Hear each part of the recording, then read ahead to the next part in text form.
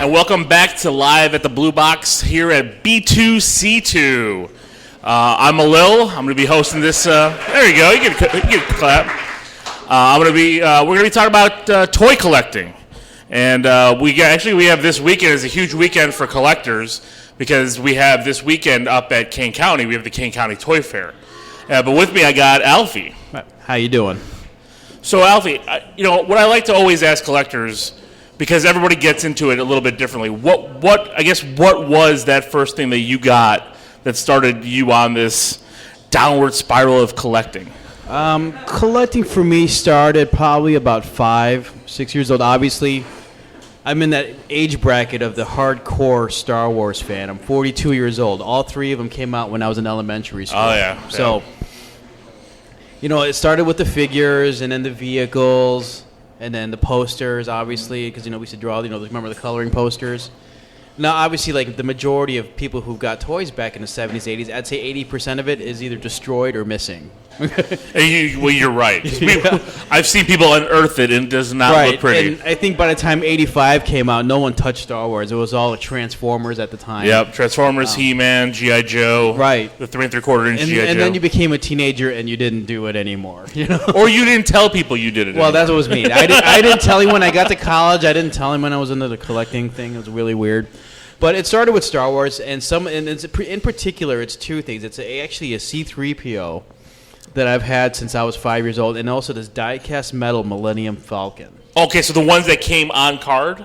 Yeah, it was a C-3PO, but then this Millennium Falcon, someone gave it to me when I was in second grade, 1980, and I still have it. Awesome. And I've always had it.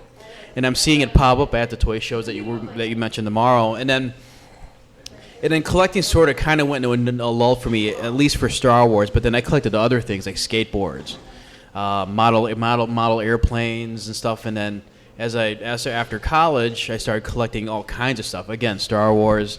I collect die-cast metal airliners. I collect Tyco trains from the late 70s. Remember those Tyco trains? Oh, yeah. Because a lot of them have those little train cars. They have products like Coronet, the double popsicle sticks. And then I also collect kites. I've actually never heard of anybody collecting kites. I collect kites. I have about 30 kites. Now, are we talking like the big, nice, professional kites? I have stunt kites, box cent? kites, Delta kites, Dragon kites, airfoils.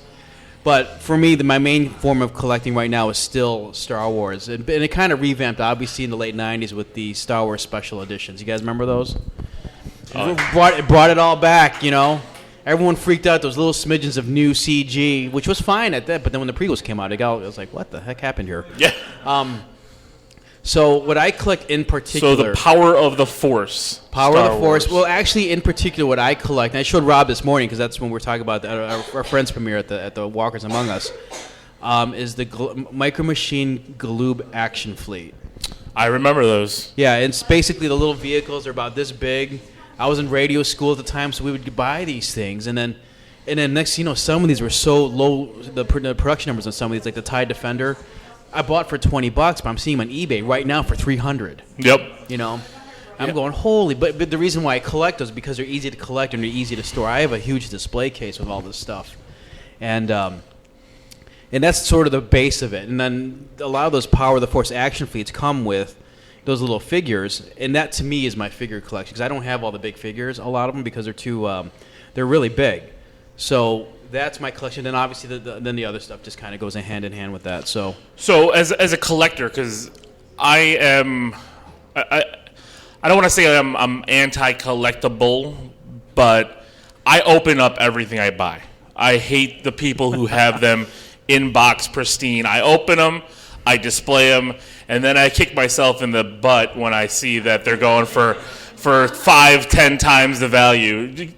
A simple one is the Marvel Legends Avengers Series 1 figures that were a Walmart exclusive. I had the whole set. They're all displayed. They haven't moved. And now I'm seeing Loki sell for $400 on eBay. Well, speaking of those toy shows that you mentioned that's happening tomorrow, I found these really rare Action Fleet droids, droid collector, all those big, and they were selling for about $20. And I told the people I was buying it from that I was an opener. And you just see them kind of twitch. Yeah. And I'm like, no, I'm buying it from you. This is your price. I can do whatever I want with this. Exactly. And I showed him where it was going, and I'm about to show you where everything is going. I'm trying to open up my Facebook so I can show you my collection. And I go, it's going to a safe place. It's okay. But I try not to reveal to too many, when I buy this stuff that I am an opener. But what I try and do, if you ever seen the movie Contact, why buy one when you can buy two for twice the price? Yes. I do try to buy doubles. See, I don't have the space for that. I mean, I have a big house, but I have kids, and that won't happen by yes, that's crazy. So I'm showing my collection stuff. I'm looking at some pictures of a collection here that looks like a Toys R Us, KB toy store, Walmart toy department just threw up all over itself. Yeah. That is pretty impressive, sir. Yeah. So speaking of that Death Star, I bought that at the toy show. Someone built it and I bought it. That's right. There's a very nice Death Star. But I will say this, and I'm glad I was invited to come tonight because I noticed something that's very big. And I was talking to Jimmy Mack, who's very big in a Star Wars fandom. You guys know who Jimmy Mack is? Yeah. Jimmy Mack. Actually, I go way back with Wendy, his wife, because I used to intern for her when I used to work for Q101 in the late '90s. And that also started the whole collecting thing because Bill Leff was also a huge collector. So he gave me a bunch of stuff. What we're seeing now, and I'm going to tell everyone in this room, start grabbing your trilogy stuff right now. Because I'm seeing on eBay, everything is going up in price and solidifying. Everything is like becoming expensive. Especially if it's trilogy, because everyone senses that Episode 7 is going to be very good. It might even be epic. And if it is, anything that Darth Vader prototype you've had for 30 years is going to be, because all the main characters are now involved again. Yeah. And I'm seeing these action fleets that I collect, these Galoob action fleets. Now they're, 6 months ago they were $4. Now they're $15 for the same exact, loose TIE fighter. I'm like, what is going on here? So from that standpoint, Star Wars stuff is going to become very, very hot, even maybe as hot as it's ever been. If Episode 7, don't you think, especially in Star Wars collecting, don't you think there's always like this?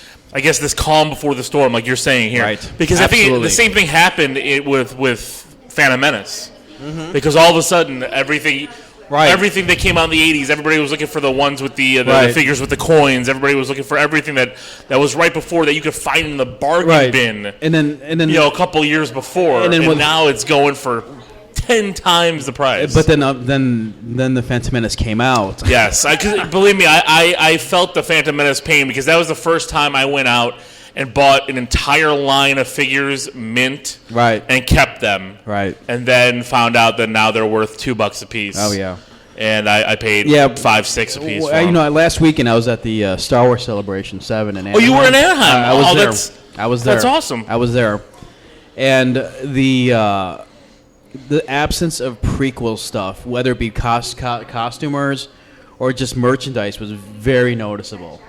There was not a lot of prequel stuff. They're almost wiping the slate clean. I was going to say, it's funny how this fan base has disassociated that entire trilogy. Right.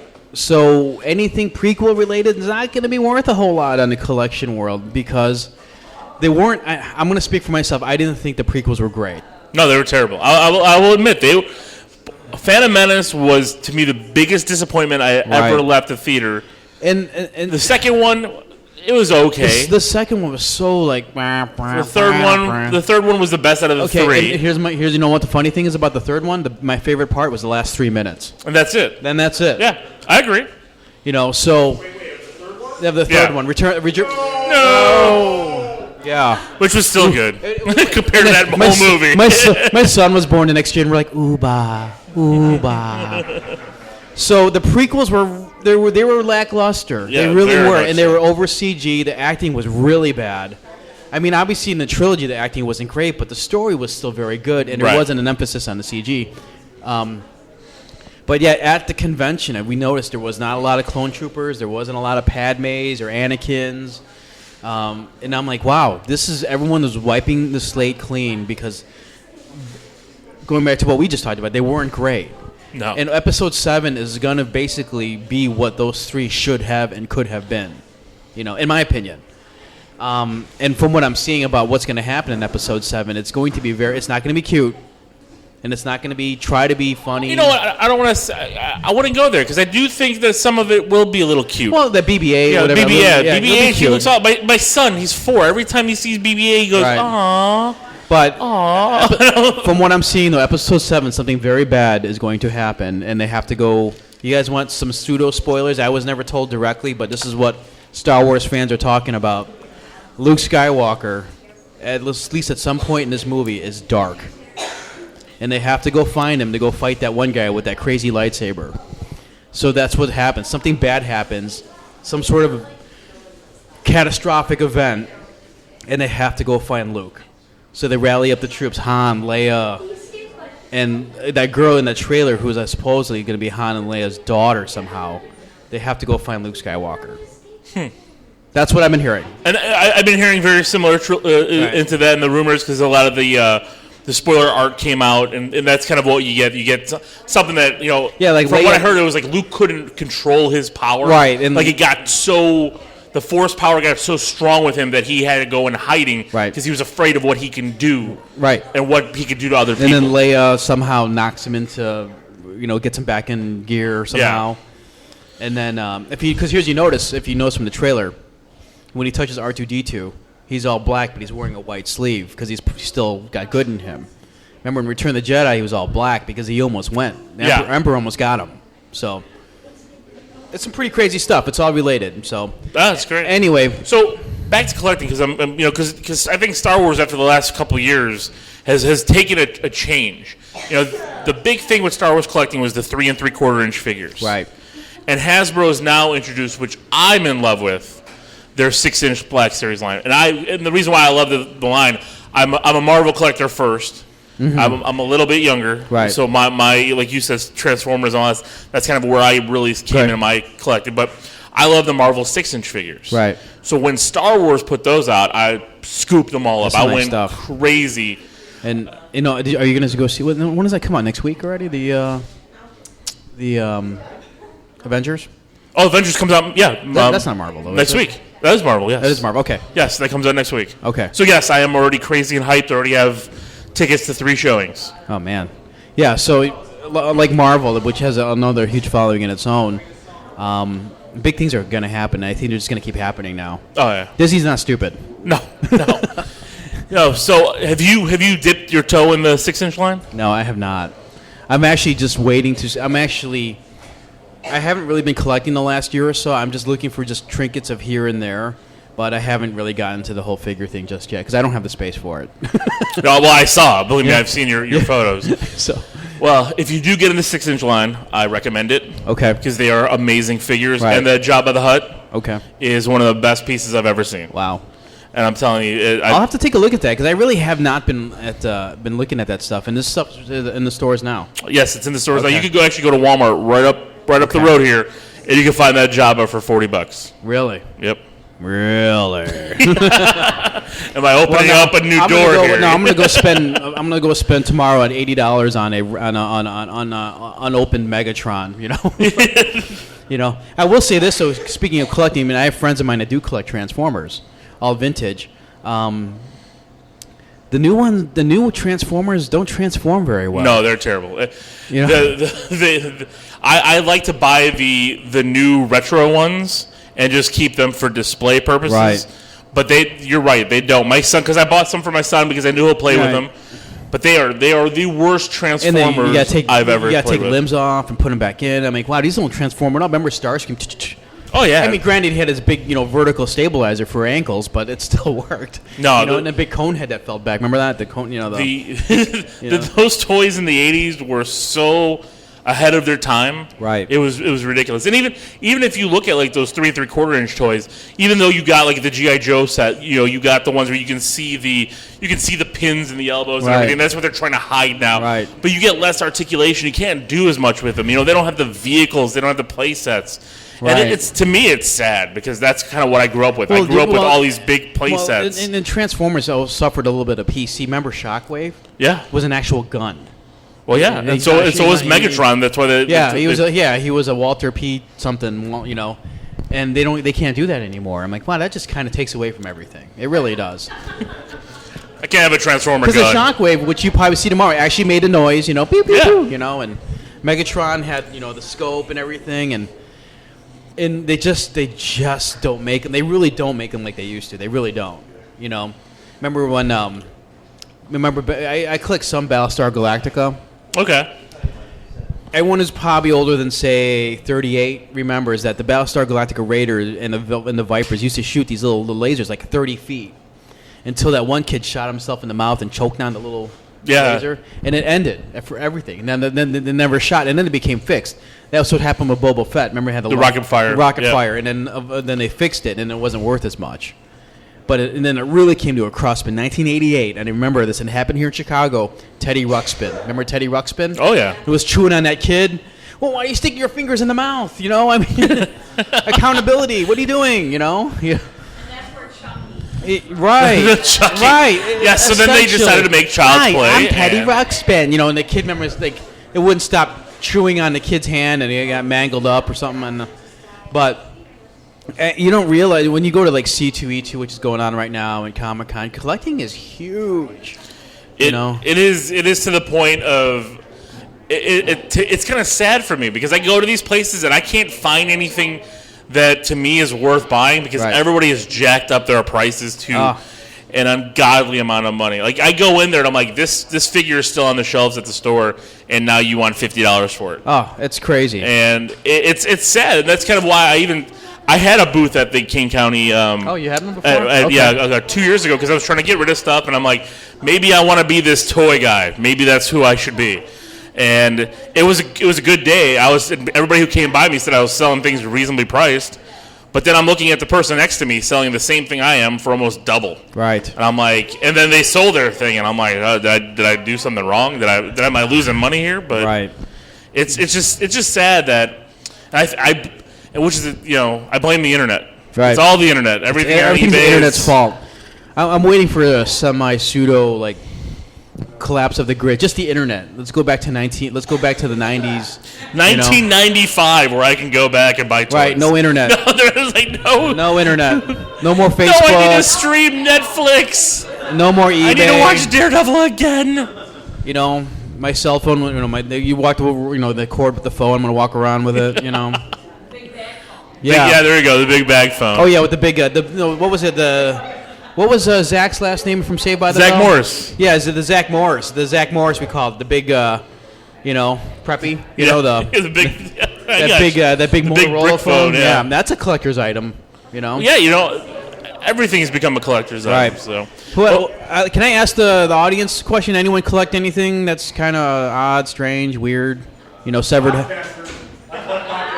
right. How many podcasters do you have in your stable? No. About 7 right now. Okay. Comic books. All right. Any cards of decks? Okay. I was like, cards of decks. What is that? Any? I used to collect Pez. That's how eBay started. and I had Toy Story. Toy Story. I Okay. had Buzz Lightyear, just Buzz Lightyear. And Yeah, because I've obviously being on Facebook, I see all these people who collect some really bizarre stuff, and they got a lot of it. Like anything green, or like for me, I collect airliners. Model airliners, these little 400 scale airliners. I mean, that's like people are like, why are you into that? Because I grew up under O'Hare. I used to plane spot. I still plane spot. So, but yeah, I mean, I've seen people collect. Remember the Micronauts? Oh yeah. Yeah. And then I've seen people collecting the 70s. This can get really out of hand if you find them in mint, or 70s and 80s like games like Light, like the it has to be like a mint Hungry Hippo. Oh yeah, like minted package. Some of them with the saran wrap or the glue It's still. Saran Yeah, light wrap or bright Hungry I went to Hippo. college with the girl who her father invented Operation. What? He sold it for like $5,000, and they made bajillions off this. You should have kept the patent on it. There's an awesome Spinellos, full size Operation at Chuck E. Cheese where Right. you have to play it. Right. I also collect vintage video games. I have an Intellivision, Atari. I still have most of the games. Oh great. That stuff is now it's weird because you can put every game ever made for the Atari in one joystick and plug it into your TV now. That's crazy, But yeah, collecting's fun to me. I mean, I think for me, There is a. I'm jumping in. I'm Okay. what does Sean call it? Hijacking. I'm hijacking. Okay.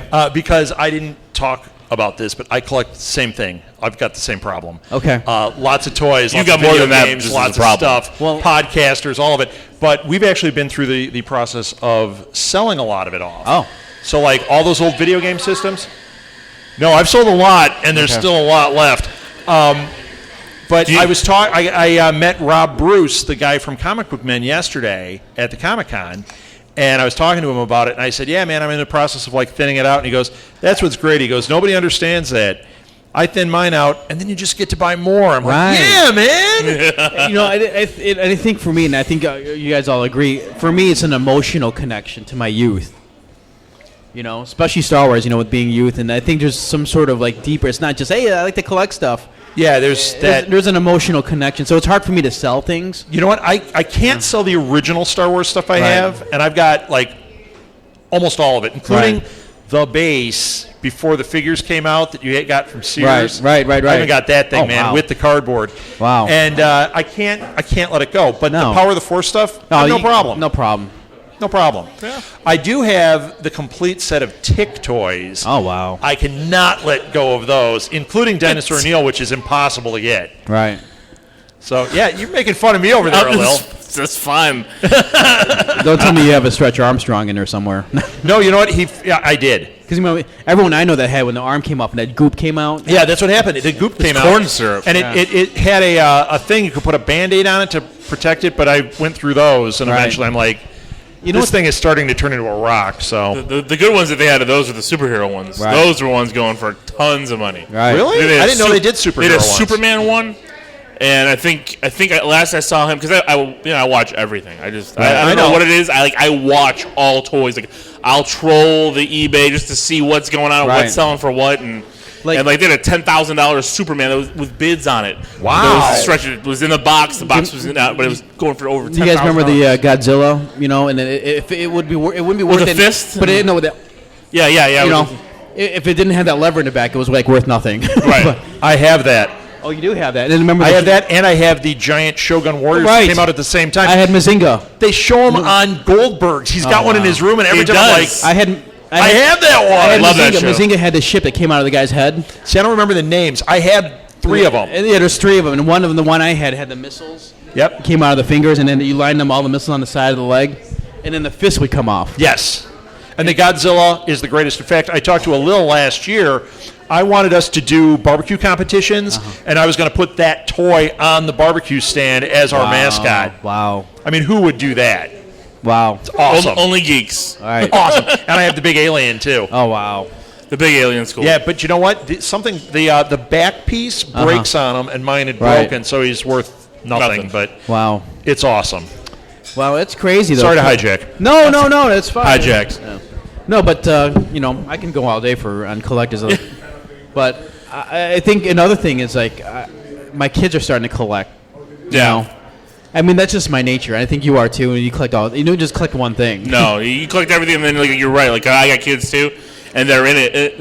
And the funny thing is hearing them talk about it. Right. This is my collection. Right. They have a shelf with their stuff. Right. My And collection. it's like, Daddy, why is there a lock on the case? And I'm like, because of you. Yeah. No, I've taught them well. They don't touch. But they don't touch my stuff. And don't I have touch mine. I also collect die-cast metal, 1/18 scale 911s, Porsche 911s. Oh, wow. I got 30 of those. I collect a lot of weird crap. So it's all attachment to these things of mine. I don't have a Porsche. Just let's get that straight. But I can't collect the real life Porsches. yeah, I have 30 Porsches. Yeah, No, I'm like Jay Leno. but I do have 3 Volkswagens though. I collect Volkswagens. I actually have 3 Volkswagens. Well, there you go. Yeah. One of them's for my wife's. It's the white-on-white Carmen Cabriolet from Can't Buy Me Love. It's that white-on-white Cindy. That's awesome, the Cindy, yes. We call it the Cindy Mancini. Mm-hmm. She has that, and she kept it. And then I have a Golf and a Touareg, but that's not a collector's item. But But it's a Volkswagen. But I'll be collecting. And I got this from my dad. My dad's a big collector. And then. But yeah, I mean, we can talk about it all day on why people do it. But I think people do it before emotional attachment to something. We're not hoarders.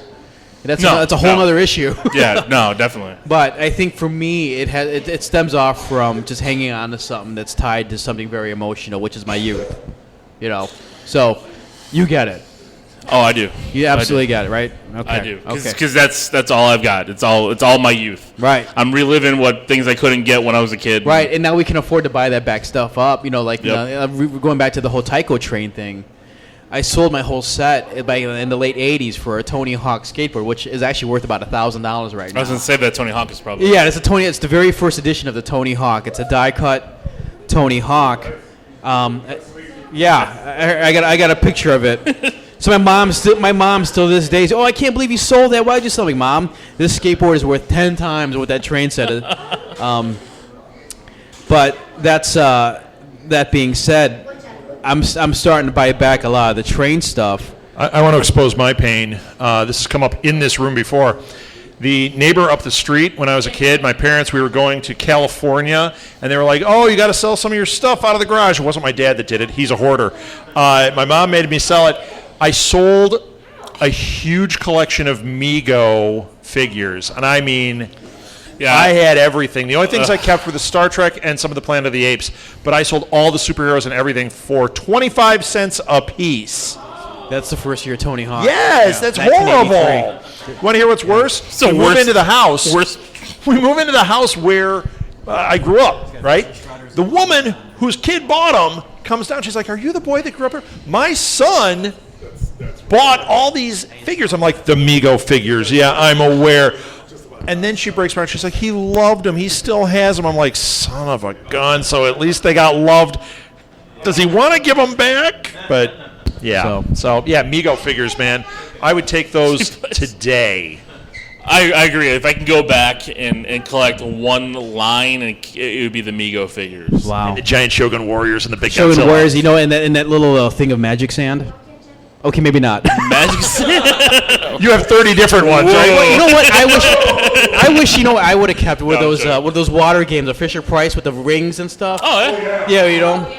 Yeah, and you just sit there all day trying They to. still make those. Yeah, they My still- kids but it's- have them, but they're it's not the- crap. It's not the same. They're bad. You know, but, and then confess who drank out of that? Who drank theirs? We can tell. But there was a whole bunch of them. I remember all those as a kid. I have a sensory memory of the taste of what that was like drinking it out of that thing. You Right. did it too, didn't you? Right, I did. Of You course were I actually did. drinking your sea monkeys. Right. I never drank the sea monkeys intentionally. Because here's the thing: it looks like a lot of people. Intentionally. A lot of the people that are agreeing with us are probably a child, grew up in the 70s and 80s. It has got to be the greatest era in toys and movies, probably agree. in the history of mankind. I mean, everyone still remembers the Freezy Freaks gloves. You know, Oh, yeah. that little spaceship would show up when it got cold outside, and the Genera Hyperwear, Those are the hypercolor shirts. the Hypercolor. And then, seeing fluorescent come back now. Why is fluorescent coming back? That's disturbing to me. You know? Fluorescent and spandex. Right. Rob was wearing that. Right. Right. If I see leg warmers and a sideways ponytail on someone, I'm gonna freak out. I've seen it. No, the worst is at Target they have pantsuits. Right. And like the one piece. Yeah, I'm gonna go. I'm not. Like, no. You know what I'm gonna do? If I win the lottery tonight, I'm gonna go buy a 1987 Ferrari Testarossa and go get a Don Johnson. Sweet. Sweet. But yeah, but because I mean, when you talk about, I think collecting really, for me, it stems off to the '80s. I mean, look where all the remakes are coming from. We were talking about this morning, like Oh, yeah. Footloose, Why, Fright Night. Total Recall. It didn't even go to Mars, And they're remaking Weird Science. Don't do it. Don't do it. Poltergeist is coming out. Right. I mean, that one actually might be too bad. Don't remake Revenge of the Nerds. Don't do it. but I'm starring in it. Don't do it. Lambda, and Omega Mu. All right. So if I can ask you one question, because which is yeah. Lamar Latrell. Oh. Is there that one thing that is out there that you don't have in your collection that you know is out there, but you just haven't found it yet? Actually, there's Holy Grail, man. the Holy Grail for me. There's a couple of them, and I had one. This stems off to my neighbor who had one, and I never got one. And I could buy it now, but they're all in such poor shape. Is the Millennium Falcon from the The original. original Millennium Falcon? The top would come off. Yeah. Of course, the figures were completely out of scale because one guy would fit in the cockpit when it was really about 4. You know. Yes. That, and then, yeah, that was a big one for me. Because and then there's another one. I actually have it now. Was Skyfire from the Transformers. I never had it when I was a kid. My friend had look, and Top Gun came out, and I'm like, no. And my parents said they couldn't afford to buy me one. I have it now. With And you're like, see, Mom. Look yeah, what and I told my friend, look what's up. He's like, but yeah, the Millennium Falcon was, and also I guess even the AT-AT. You can throw the AT-AT in there too. The Imperial Walker. Very cool. The ATST. In the I do have an ATST. It's on my shelf. Right. It's awesome. Right. But yeah, I mean, it's just going to explode, I think, in about 8 months. You watch. So grab your Star Wars trilogy stuff now. You won't regret it. Even if you don't like it, consider it Support it, investment. Consider it a hedge fund. Yes. Because it's going to be from what I saw over the weekend in Anaheim at Star Wars Celebration. It's we haven't seen anything yet. And this is before we the trailer that we saw is actually a teaser. There's actually another trailer that's going to be coming out. Ugh. I would say probably end of summer. Disney knows what they're doing. They're buttering up this muffin like you would not. Well, that's a Chet line. Weird Science. I'm going to butter your muffin. I like it. You know what I'm talking about. You need catatonic in the closet. But I think we haven't seen anything yet. And Disney and J.J. Abrams, they know what they're doing with this. So it's going to explode. So, I want to thank you for having me on such short notice. It was this morning. Yeah, come on by. I'm like, where do you live? I'm in Bartlett. I'm 10 minutes away from here. But yeah, thanks for having me on the show for such short notice. Yeah, man, we want to have you on a lot. This was fun. Yeah. Thank you. This was a lot great of fun. conversation. I want to hear more toy talk, so maybe you need to have a toy podcast and a little guest on it. He's only on 17 And if podcasts you're okay right now. with this, I do have a partner in crime. All right. That we talked about, Sean. He's the other guy that's with me in those 2 Chris Mott documentaries. We have a problem with guys named Sean. Right. I mean, just the other day, we had a conversation for an hour on 80s cereal. Smurfberry Crunch, the original. We got to get Scott up here. We don't have time for that, but I'm telling you, I could do it too. Blueberry was the bombberry. Right, and the milk tastes better. I mean, why does Target only sell that stuff during the Halloween? Yeah, you know what? We thought it was long out of manufacturing, and we found that they still made it, but nobody had it. We were living in Minnesota. We got our store to carry it, and then we go back, and it was always out. I'm like, didn't you guys get this? They go, we can't keep it on the shelves. I'm like, that's the power of the berry. Right. Yep. Wow. All right. All right. Well, thank you very much for coming on, Alfie, and thank you. That's it for this section of B2C2. Thank you for having me. Toy collecting. My pleasure. And if you don't mind, get proof that we were here. Anyone got a selfie stick?